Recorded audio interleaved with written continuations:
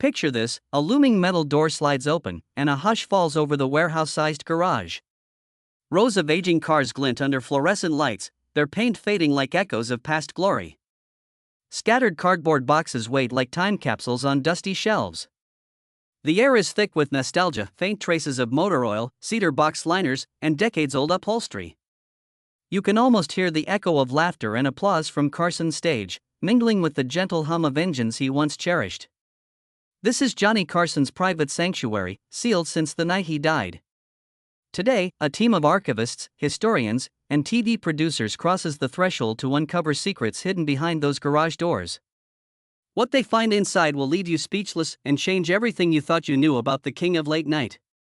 At first glance, the collection seems like a classic man cave: vintage Cadillac Eldorados, a row of Corvettes, and an immaculate Rolls-Royce Silver Shadow tucked in the back. But behind this automotive shrine lies a deeper story, one written in yellowed envelopes, personal artifacts, and unspoken memories. The lead archivist, Claire Martinez, steps forward, badge glinting, camera crew at her heels. Her voice trembles just enough to heighten the suspense. "We believe Johnny stored items here since the 1970s, intimate mementos that never saw the light of day." The crew hoists a tarp off a documentary-winning '57 Cadillac, revealing pristine cherry red paint and a handwritten note taped to the steering wheel, picked up from LA factory, JC June 9, '57. Goosebumps ripple through everyone. This is more than a car, it's a time machine, a direct link to Carson's star-studded life. As the team fans out, dusty shelving units beckon. Claire dusts off an old wooden crate labeled "Tonight Show Mementos." Inside lie stacks of cue cards, scribbled with Carson's famously tight handwriting. Each card bears a guest's name and a few jot-down references, private jabs, off-the-record jokes, moments that never made air. One card reads, "Invite Cobain? No. Too raw." Another, "Ask AT about Spielberg cameo, JC loves it." The shock ripples through the crew. These aren't just production notes, they're rare glimpses into Carson's impulses and influences, his raw creative process hidden from millions of viewers. Further down the line, cardboard boxes reveal scripts from Carson's favorite movies, annotated with margin notes: "Laugh here, cut. Too long, great line, use in monologue." A battered typewriter sits next to a stack of his personal journals, their leather covers cracked with age. Claire gently opens the first volume, revealing spidery entries, a late-night reflection on fame, gratitude to his writing team, an unguarded confession of loneliness in hotel rooms on tour. Her breath catches. This is Johnny Carson stripped of the spotlight, a vulnerable artist grappling with the pressures of constant performance. Then come the secret trophies. Hidden in an unmarked box, Claire discovers dozens of awards from charities: the Silver Rose of Hope, a lifetime achievement plaque from the American Cancer Society, medals from children's hospitals he supported anonymously. Each bears his distinctive signature, but almost none were ever publicly displayed. Johnson & Johnson's philanthropic medal, still wrapped in tissue, suggests Carson quietly financed research projects, grants, and scholarships for years. Suddenly, the glitzy image of a TV host transforms into that of a humble benefactor, his generosity broadcast only to those who needed it most. The real jaw-dropper arrives when the team uncovers a sealed steel vault, discreetly bolted to the concrete wall. The archivists exchange glances. Claire's hand hovers over the dial. "I had no idea this existed," she admits, voice soft. The crew sets up lights and cameras. With each turn of the combination locked in Carson's handwriting, tension mounts. When the vault's door swings open, the crew gasps at what spills into view: dozens of unedited film reels, hundreds of hours of outtakes, candid backstage footage, never-before-seen interviews where Carson drops his polished host persona. There's footage of rock stars jamming in his dressing room, astronauts discussing moon landings in hushed tones, and Carson himself, unfiltered, wrestling with joke ideas in late-night solo rants. It's a goldmine for historians and fans alike. As the archivists carefully lift reel after reel, Claire sums it up: this isn't just a garage, it's a vault of cultural history. Every item, from the family photographs tucked in a glove compartment to that sealed vault of raw film, tells a story about Carson's life beyond The Tonight Show. Tonight, we peel back decades of mystery to reveal the man behind the microphone.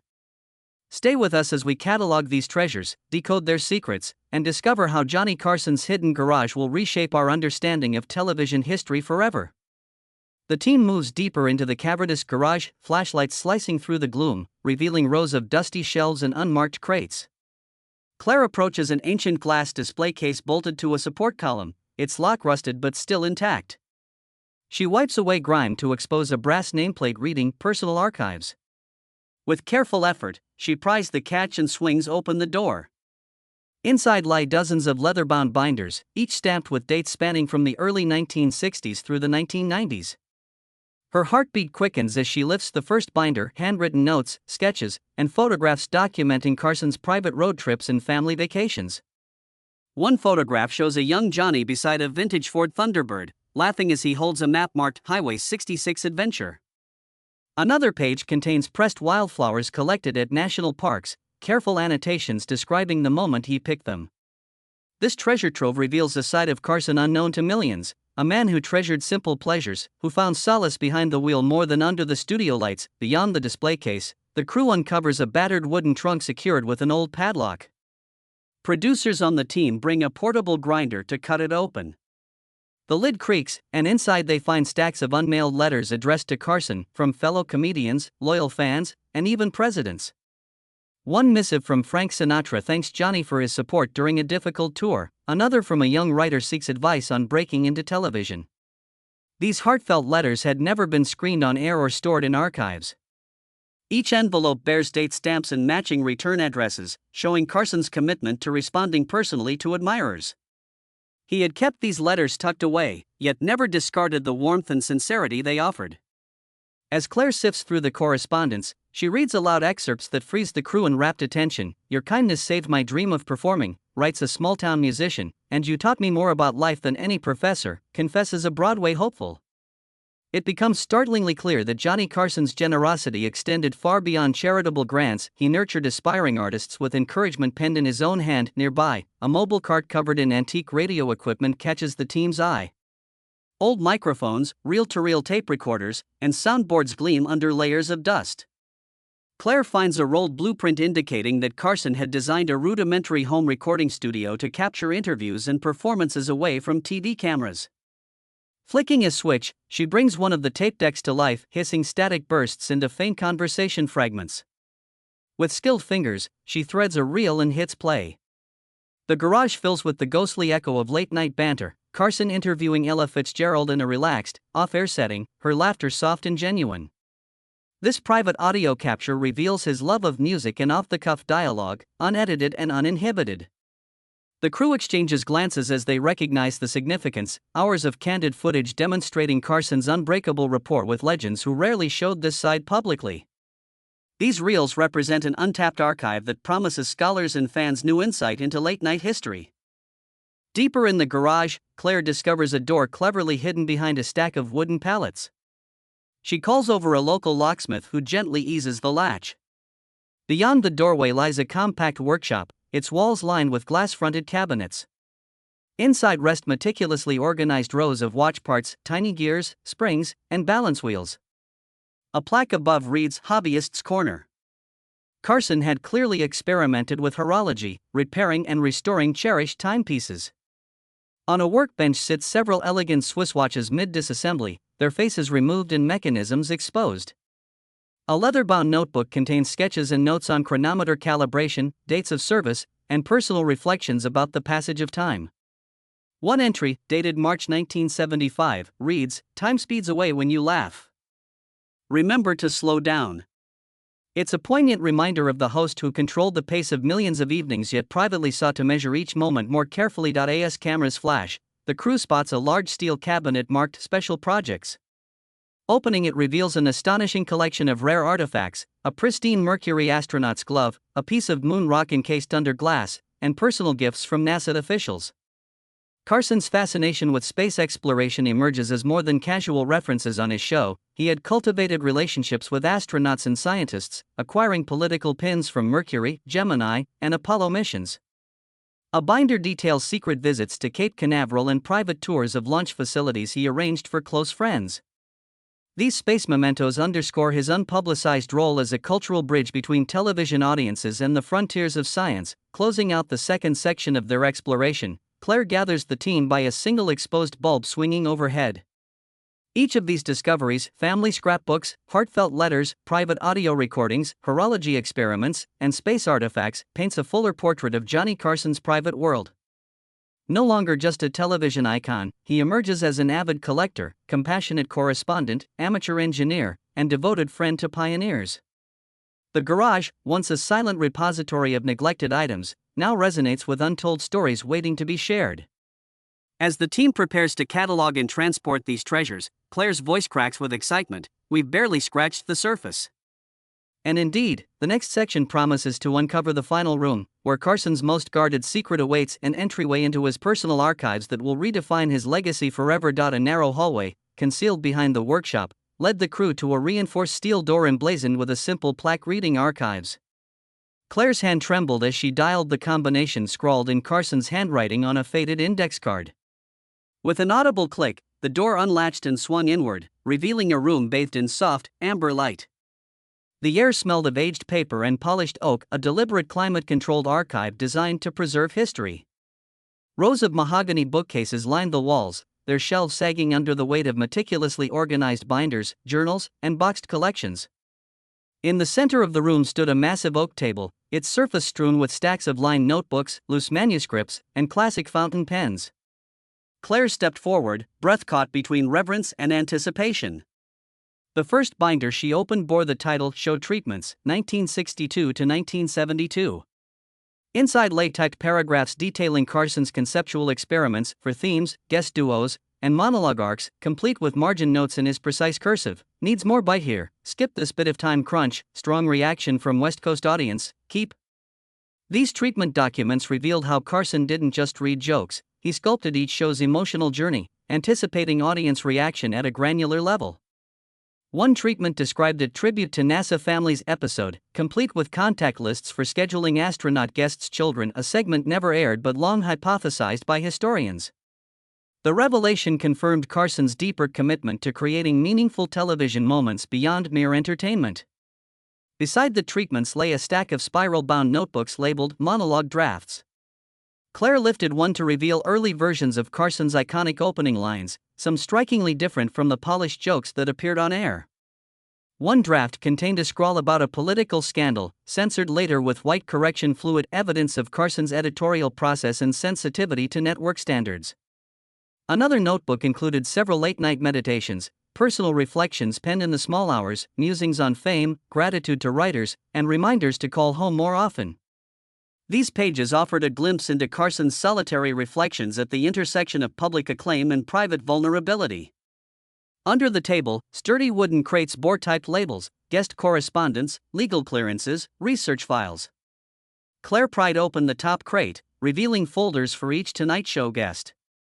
Inside Fiona Apple's folder lay email printouts from her publicist, Carson's handwritten notes on song selection, and a thank you letter from Fiona herself, never previously archived. Nearby, the Muhammad Ali file contained letters exchanged between Carson and Ali's manager, arranging surprise elements in Ali's appearance, like inviting local boxing coaches to the studio for a charity segment. These guest files confirmed Carson's behind-the-scenes orchestration of meaningful tributes, blending celebrity glamour with genuine human connection. To one side, a glass-fronted cabinet housed Carson's personal reading material. Classics by Hemingway and Fitzgerald sat alongside bound volumes of Mark Twain and Oscar Wilde, each bearing post-it notes flagging passages he admired. Carson's copy of Twain's Adventures included a note, perfect timing, humor laced with pathos, learn to balance. His annotated Wilde volumes contain underlined witticisms and margin comments on crafting one-liners. The presence of these literary treasures underscored Carson's reverence for written wordcraft, informing the spontaneity that made his jokes seem effortless. At the far end of the room, nestled against the back wall, stood a heavy-duty safe. Unlike the hidden vault in the garage, this one was integrated into the archive's structural beam. A leather-bound diary lay atop it, dated 1965 to 1978, labeled Personal Reflections. Claire gingerly opened the diary to the first entry, "Tonight marked my 100th show. The applause warms me, but I wonder if they see the real me behind the mask." Subsequent pages chronicled highs and lows, elation at dreaming up a fresh joke, loneliness between tapings, moments of self-doubt tempered by letters from family. Page after page, Carson poured out an honest portrait of a man grateful for success yet yearning for simple human moments. Turning back to the safe, Claire entered another code. Inside lay unmarked film canisters wrapped in acid-free sleeves. Producers exchanged excited glances. These weren't show outtakes but raw footage of Carson's philanthropic activities, such as quietly visiting children in hospitals and recording personal messages for hospitalized soldiers.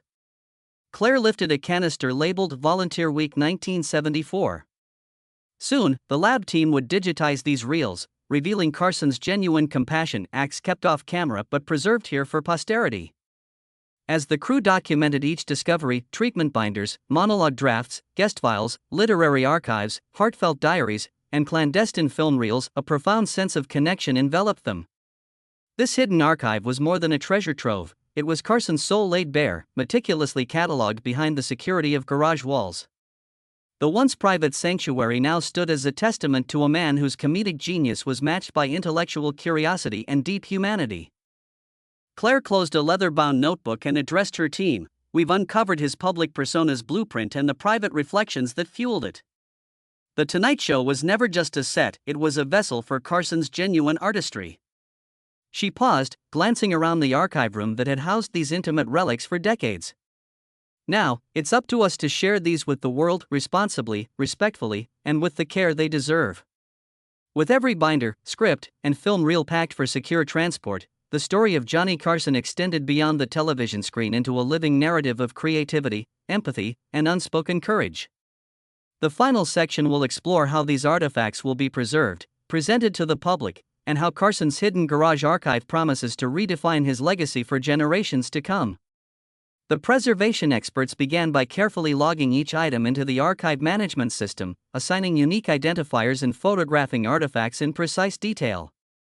Climate-controlled chambers maintained optimal temperature and humidity, protecting fragile paper, leather, film, and metal from deterioration. Specialists consulted conservation logbooks and established individualized treatment plans. Leather-bound journals received gentle cleaning agents, metal safes were stabilized with corrosion inhibitors, and antique watch parts were conserved under magnification. With the physical conservation underway, a team of television historians analyzed the binders, reels, and memorabilia, cross-referencing findings with existing archives at network headquarters. They identified gaps in the public record and drafted scholarly reports outlining how these newly uncovered documents could shed light on mid-20th century broadcast practices.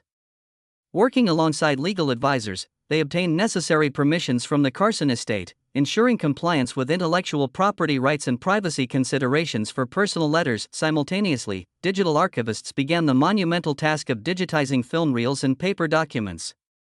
High-resolution scanners captured every nuance of Carson's handwritten monologues, while specialized telesigning equipment transferred analog footage into digital formats at 4K resolution. Metadata tagging connected each digital file to its physical counterpart, enabling researchers and content curators to search by date, guest name, or production note. This digital archive soon hosted terabytes of content, accessible through secure, password-protected platforms. Collaborating with a major television museum, the project's curators drafted plans for a permanent exhibition showcasing Johnny Carson's multifaceted legacy.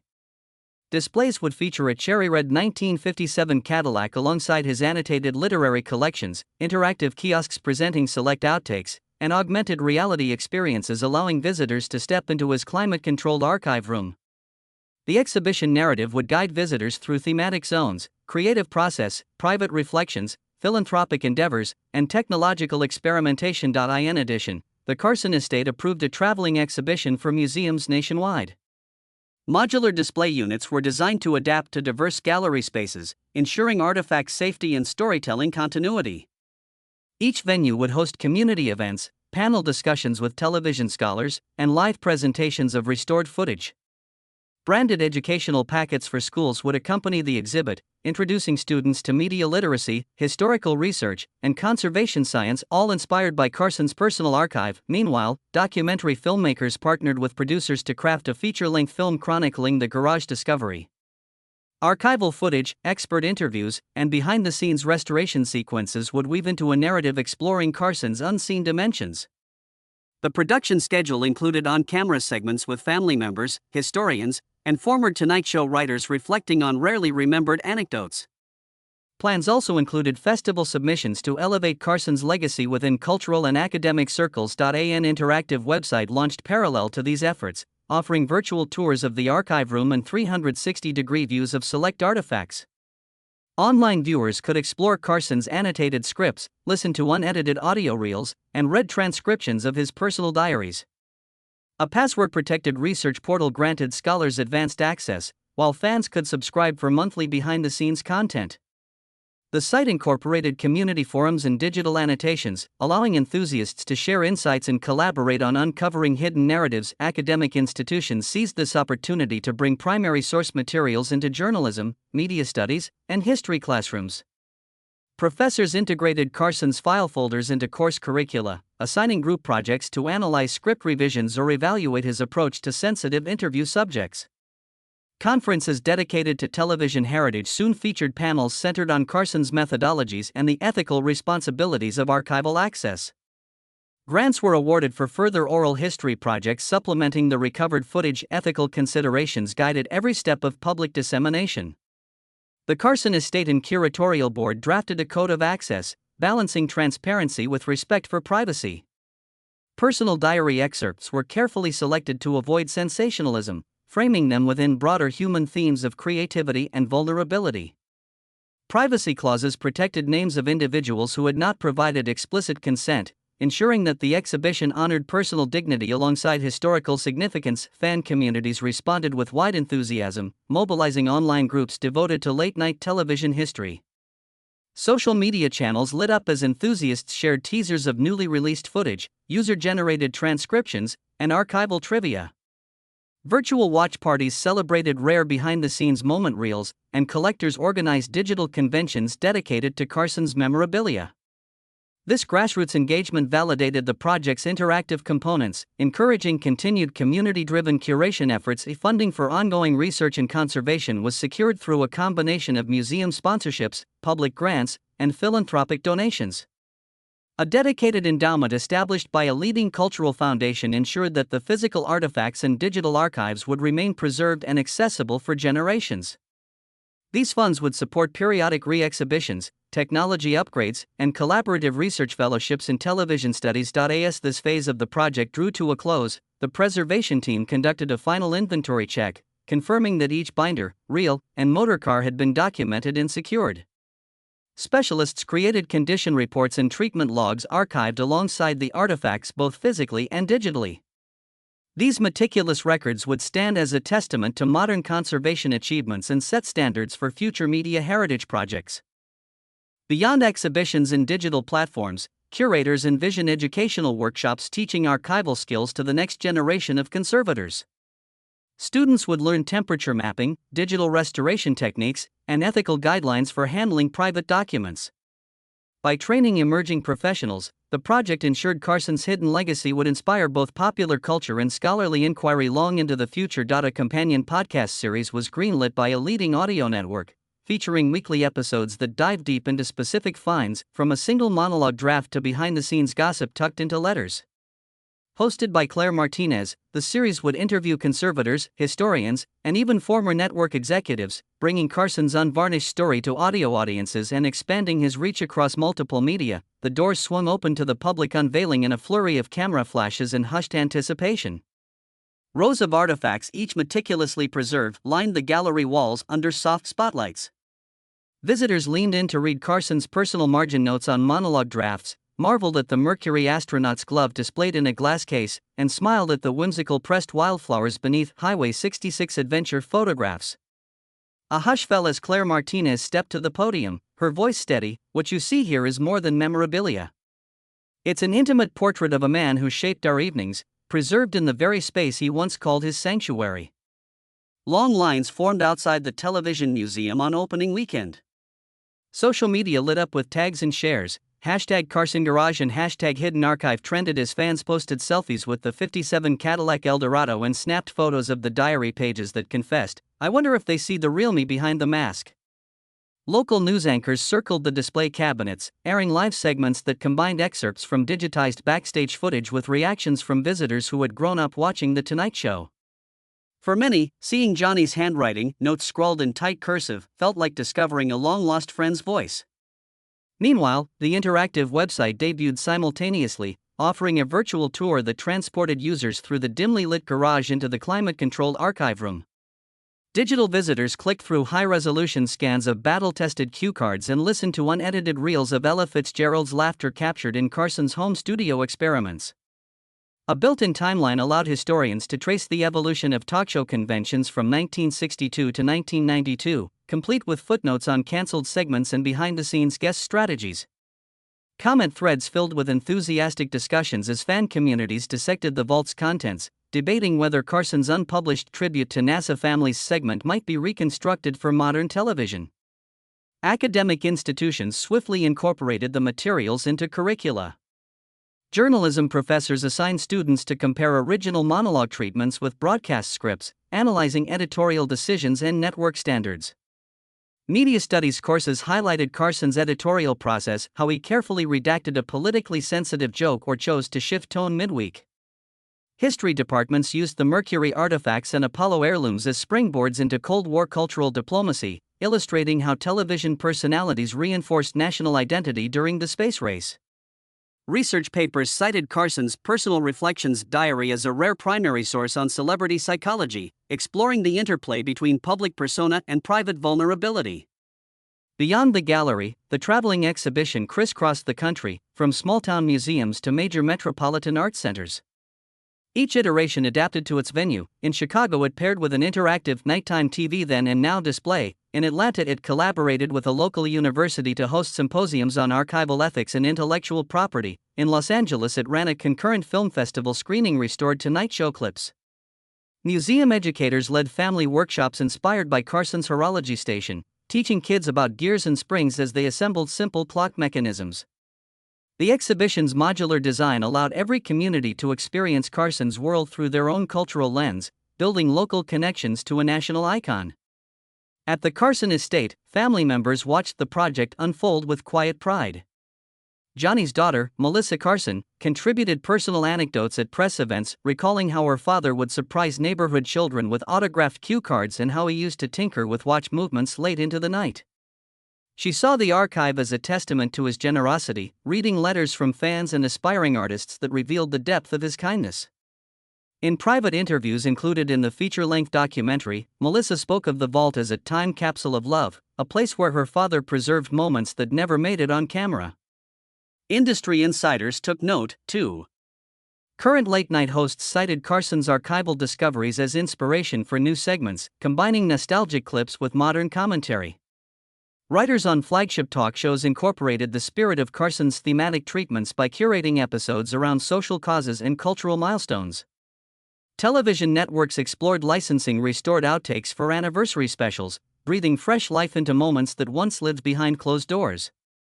The ripple effect echoed through writers' rooms and production meetings, reminding creatives that authenticity and empathy remain at the heart of memorable entertainment.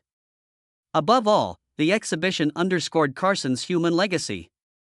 Fans described feeling closer than ever to a host they'd only seen on screen.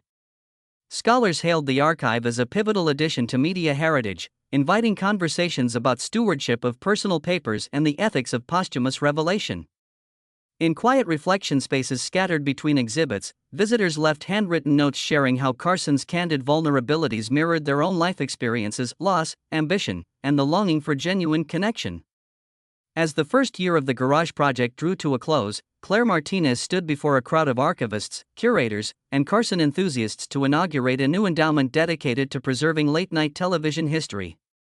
The endowment would fund fellowships, digital archiving initiatives, and traveling workshops on conservation techniques, ensuring that other hidden collections receive the same care. Claire closed her speech with a line from Carson's own diary, "Time speeds away when you laugh, remember to slow down." She looked out at the faces before her and said, "Through this archive, we all learn to slow down, to listen to the whispers left in paper and film, and to appreciate the life behind the legend." The garage doors closed gently behind the last crate as echoes of the opening weekend fade into memory. In that hushed aftermath, Claire Martinez and her team take a moment to breathe, reflecting on how a dusty car barn became a beacon for cultural preservation. Visitors return home clutching postcards of the Mercury astronaut's glove and pocket diaries of Carson's midnight musings, each artifact a reminder that icons are human at their core. The museum's guestbook overflows with handwritten notes. I never knew his heart until I saw his handwriting, and this archive taught me to treasure small moments more. These stories ripple outward, carried by social media shares and word of mouth, creating a living conversation about legacy, memory, and the power of hidden histories. Months later, traveling exhibition panels arrive at a university campus, where students cluster around display cases showcasing Carson's annotated monologue drafts. Professors integrate these materials into seminar discussions, challenging learners to consider how media shapes public perception and how personal archives can correct or complicate that narrative. In a glass-walled classroom, a student presents on Carson's guest correspondence, arguing that his handwritten replies reveal an ethos of empathy rare even today.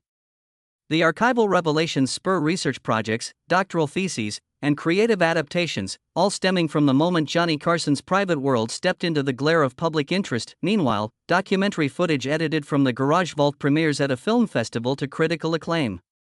Audiences gasp at never-before-seen moments, Carson offering his own watch for repair in a workshop lit by bare bulbs, his laughter alongside Ella Fitzgerald's in a hidden sound booth, his handwritten reflection on loneliness inked in a leather-bound diary. Critics praise the film for humanizing an icon long thought untouchable, lauding the intimate camera angles that reveal the softness behind Carson's steel trap humor. The film becomes a case study in how archives can reshape popular memory, challenging viewers to reconsider the boundaries between public persona and private life. As donations to the Preservation Endowment grow, Claire oversees a new fellowship program inviting emerging archivists to train in the very garage where discoveries began. Fellows learn how to handle vintage film reels, monitor climate chamber settings, and digitize fragile paper without losing the texture of the original. They receive mentorship in ethical decision-making, how to balance scholarly inquiry with respect for personal privacy. This next generation carries forward the mission that transformed a storage garage into a hall of living history, a mission born from curiosity, enabled by expertise, and sustained by care. Back at the Television Museum, rotating installations keep the exhibition fresh.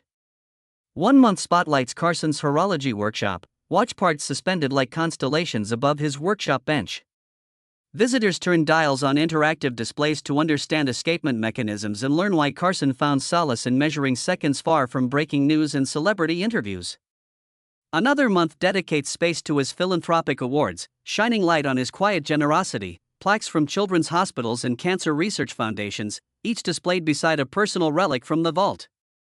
These thematic rotations ensure that Johnny Carson's complexities continue to unfold in new ways, inviting return visits and ongoing engagement. The interactive website evolves too, adding user-generated timelines where fans can map Carson's life milestones alongside historical events. An online forum buzzes with spirited debates. Which vault discovery most changed our perception of Carson? Was it the unedited astronaut interviews, the Mercury glove, or perhaps the heartfelt letters from aspiring performers? Each exchange deepens collective understanding, forging community among late-night enthusiasts, historians, and candlelit preservationists alike. In that virtual space, Carson's legacy breathes, a dynamic tapestry woven from his own hand in the hands of those who cherish his work. As public interest endures, network executives consider licensing restored outtakes for anniversary specials. Imagine a 30-minute tribute weaving behind-the-scenes footage with Carson's own commentary from the diaries, his reflections as poignant as any monologue. Such a special could introduce Carson's human side to younger audiences, bridging generations with laughter and vulnerability. The conversation even surfaces possibilities of an audio memoir compiled from diary passages, narrated by Carson himself through preserved recordings. These ideas underscore how one hidden garage can spark countless reimaginations of an icon's story, each retelling revealing fresh facets of his life. In the quiet moments before lights go down on the exhibition's final night, Claire walks the gallery one last time, fingertips brushing the cases that hold Carson's secrets. She pauses before the oak table where his personal reflections once lay scattered, eyes scanning the empty surface as though it still bears his sketches and scripts. In that silent exchange, she senses Carson's presence, his laughter, his contemplative sighs, his unwavering devotion to craft. She closes the gallery doors behind her, knowing that the treasures of Johnny Carson's hidden garage have changed not only how we remember him, but how we honor the shared humanity behind every legend.